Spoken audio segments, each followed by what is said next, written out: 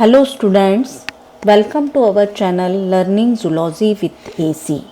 I am Dr. Aruna Chakravarti, Associate Professor of Zoology, Government Dungar College, Bikaner.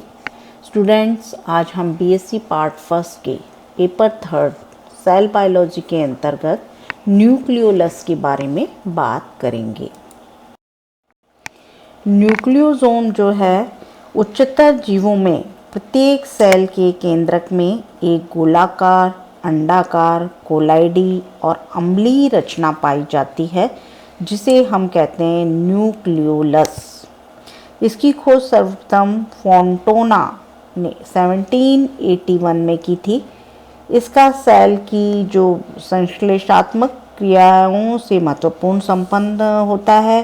ये लगभग समस्त cell की अंतरावस्था केंद्रक के स्पष्ट रूप से दृष्टिगत होती हैं. प्रोफेज अवस्था में लुप्त होकर टीलोफेज अवस्था में पुनः उसी स्थान पर प्रकट हो जाती हैं. इनके आकार की बात करें तो केंद्रिका का आकार सेल की सक्रियता से संबंधित होता है. जिन सेल्स में प्रोटीन का संश्लेषण कम होता है जैसे स्पर्म, मसल सेल्स, इनमें न्यूक्लियस जो होता है वो अस्पष्ट होता है या अनुपस्थित होता है. प्रोटीन संश्लेषण करने वाली सेल्स जैसे अंडक, तंत्रिका, स्रावी कोशिकाएं जो होती हैं इनमें न्यूक्लियोलस जो होता है वो स्पष्ट प्रकार का होता है, एक या अधिक संख्या में उपस्थित होता है. संख्या की बात करें तो प्रत्येक केंद्रक में उपस्थित केंद्रिकाओं की संख्या जाति और गुणसूत्रों के सेट की संख्या में क्रोमोसोम के प्रत्येक हैप्लॉइड जोड़े के लिए एक केंद्रिका होती है. वेजिटेटिव सेल्स के केंद्रक में दो केंद्रिकाएं तथा युग्मक कोशिकाएं स्पर्म ओवम के केंद्रक में एक केंद्रिका पाई जाती है. परंतु कुछ प्राणियों में प्रत्येक हैप्लॉइड सेट के लिए दो या अनेक केंद्रिकाएं पाई जा सकती हैं. कुछ प्राणियों में सेल की बढ़ती आयु के साथ साथ केंद्रिकाओं की संख्या परिवर्तित होती है. एम्फीबियन अंडाणु में इनकी संख्या कई सौ तक हो सकती है. यदि हम इसकी पोजीशन की बात करें तो केंद्रिका की स्थिति प्रायः निश्चित होती है. अंतरावस्था में केंद्रिका गुणसूत्रों के विशिष्ट हेट्रोक्रोमेटिक क्षेत्रों से संबंधित रहती हैं. इन हेट्रोक्रोमेटिक क्षेत्रों को हम कहते हैं न्यूक्लियोलर ऑर्गेनाइजर केंद्रिका संगठक कहते हैं. यह भाग गुणसूत्र के क्रोमोसेंटर में तथा इसके समीप स्थित होता है. केंद्रिका प्रायः जो होती है वो कैसी होती है, एक्सेंट्रिक होती है, उत्केंद्रीय होती है. अकॉर्डिंग टू विल्सन केंद्रिका जो होती हैं कई प्रकार की होती हैं. पहला हम बात करेंगे प्लाज्मोसोम्स. ये एसिडिक नेचर के होते हैं.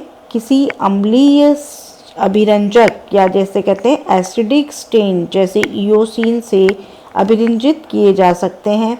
इनका बाहरी भाग पारदर्शी होता है जिसे हम कहते हैं हेलो कहा जाता है और आंतरिक भाग जो होता है वो डेंस होता है, घना होता है. कैरियोसोम्स जो होते हैं इसे ओगाटा भी कहते हैं. कैरियोसोम को क्या कहते हैं, ओगाटा भी कहते हैं. ये बेसिक नेचर के होते हैं, क्षारकीय प्रकृति के होते हैं. किसी क्षारीय अभिरंजक जैसे हिमेटॉक्सिलिन से अभिरंजित किए जा सकते हैं. ये सेल डिवीजन के समय क्रोमोसोम के निर्माण से संबंधित होते हैं. एम्फी न्यूक्लियोलाई जो होते हैं या उभय केंद्रिकाएं, कभी कभी क्या होता है प्लाज्मोसोम्स और कैरियोसोम्स आपस में एक दूसरे से मिलकर क्या करते हैं डबल न्यूक्लियोलस एम्फी न्यूक्लियोलस का निर्माण करते हैं. ये सामान्यतः एनिलिड्स और मोलस्का एनिमल के एग में मिलते हैं.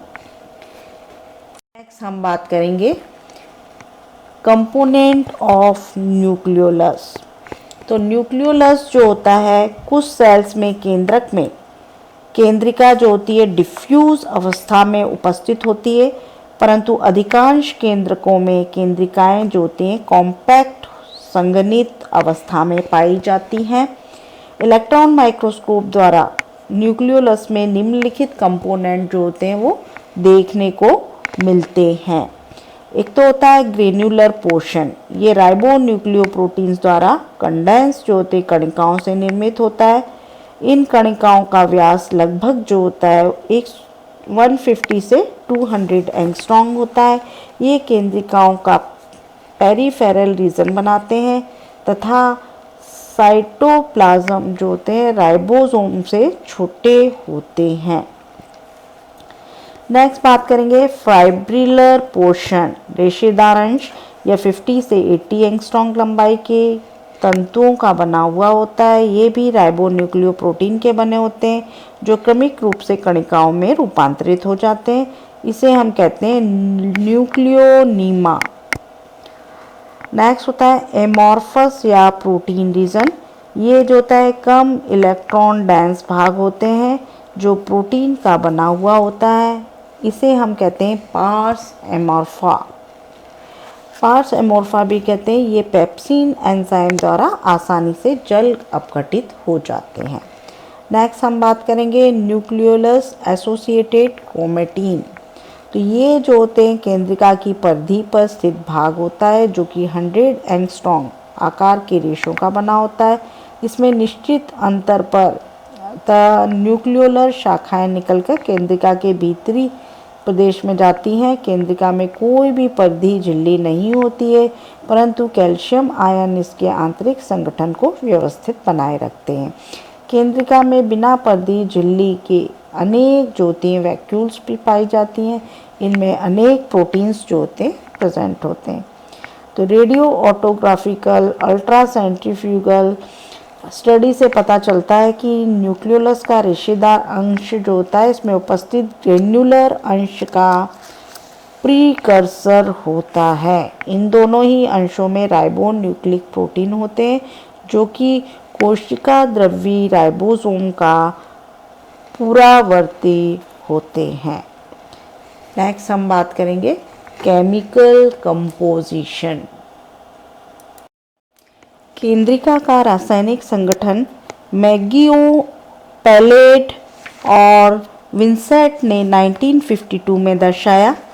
केंद्रिका के मुख्य रूप से 69% प्रोटीन और 20% जो होते आरएनए पाया जाता है।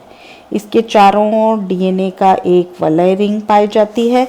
यह केंद्रिका से संबंध क्रोमोसोम के हेटेरोक्रोमेटिक क्षेत्रों को निरूपित करता है। कई वैज्ञानिकों के मतानुसार केंद्रिका का मुख्य प्रोटीन घटक जो होता है वो फॉस्फोप्रोटीन होता है। इसमें हिस्टोन्स नहीं पाए जाते हैं।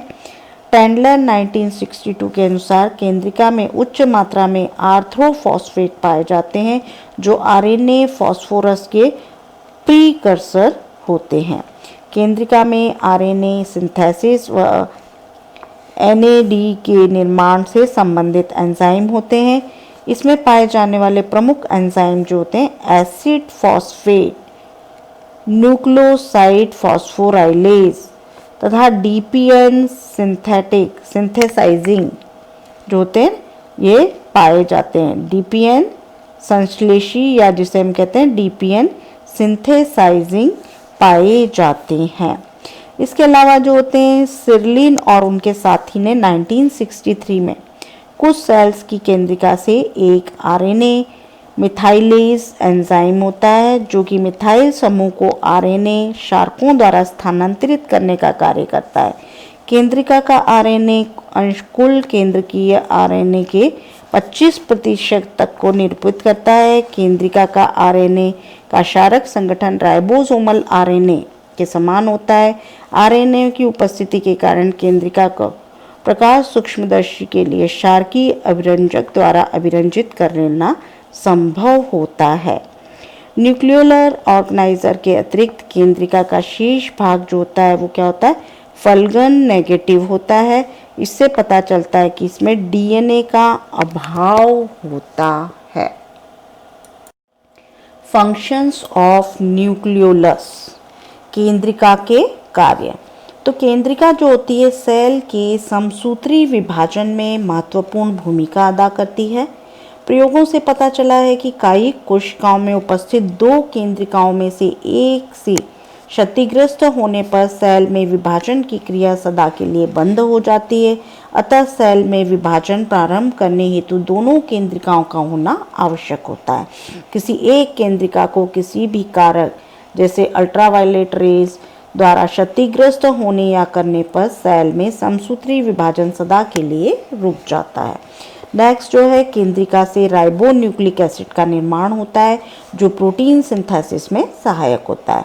ऐसा देखा जाता है कि जिन सेल्स में प्रोटीन सिंथेसिस अधिक होता है उनमें अधिक राइबोन्यूक्लिक एसिड युक्त बड़े आकार के अनेक केंद्रिकाएं पाई जाती हैं, जबकि प्रोटीन सिंथेसिस में अक्रिय कोशिकाओं में छोटी और अल्प विकसित केंद्रिकाएं होती हैं। केंद्रिका एक पीढ़ी से दूसरी पीढ़ी में आनुवांशिक सूचनाएं भेजने में एक जो तय मीडिएटर का कार्य करती हैं। केंद्रिका के कणिकामय अंश में पाई जाने वाली कणिकाएं राइबोसोम के समान होती हैं। इस समानता के आधार पर यह विश्वास किया जाता है कि संभवतः केंद्रिका जो होती है वो राइबोसोम के निर्माण और संगठन का क्षेत्र होती है।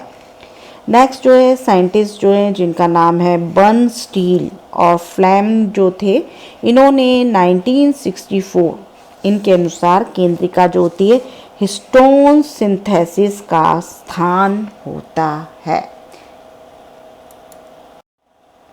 Biogenesis of nucleolus cycle. सूत्री विभाजन के समय केंद्रिकाओं में साइक्लिक चेंजेस होते हैं। केंद्रिका सेल डिवीज़न के प्रारंभ अर्थात प्रोफेज में लुप्त हो जाती है और सेल डिवीज़न की टीलोफेज अवस्था में पुनः प्रकट हो जाती है। केंद्रिका गुणसूत्रों के हैप्लॉइड सेट के अथवा गुणसूत्रों द्वारा एक निश्चित क्षेत्र में निर्मित होता है। हिट्स 1933, कॉफमान 1914 और डी आरिंग जो थे, इनके अनुसार सामान्यतः क्रोमोसोम में उपस्थित द्वितीय जो होते हैं संकुचन या सेकेंडरी कॉन्स्ट्रिक्शन न्यूक्लियोलर ऑर्गेनाइजर के स्थल को प्रदर्शित करता है। फॉर एग्जाम्पल, मनुष्य में 13वें, 14वें, 15वें, 21वें तथा 22वें क्रोमोसोम्स में सेकेंडरी कॉन्स्ट्रक्शन या द्वितीय जो होता है संकुचन जो होता है पाया जाता है। ये सभी केंद्रिका के निर्माण में भाग लेते हैं। ये भी देखा गया है कि केंद्रिका संगठकों के 18S, 20S, 28S ribosomal RNA के जीन्स होते हैं। क्रोमोसोम के इस विशिष्ट प्रदेश को हम कहते हैं न्यूक्लियोलर ऑर्गेनाइजर। केंद्रिका अपने अस्तित्व काल में इसी के संपर्क में रहती है। टीलोफेज अवस्था में केंद्रक द्रव्य में दोनों रूप से पूर्व केंद्रिका काय या प्री न्यूक्लियोलर बॉडी विकसित होती है, जो कि केंद्रिका संगठक भाग से संपर्क रखते हुए अलग्न पुंजों में एकत्रित हो जाती है और बाद में फ्यूज होकर केंद्रिका का निर्माण करती है। स्टूडेंट्स, आज हमने न्यूक्लियोलस के बारे में बात की। नेक्स्ट क्लास में हम नए टॉपिक के साथ उपस्थित होंगे। Thanks for watching.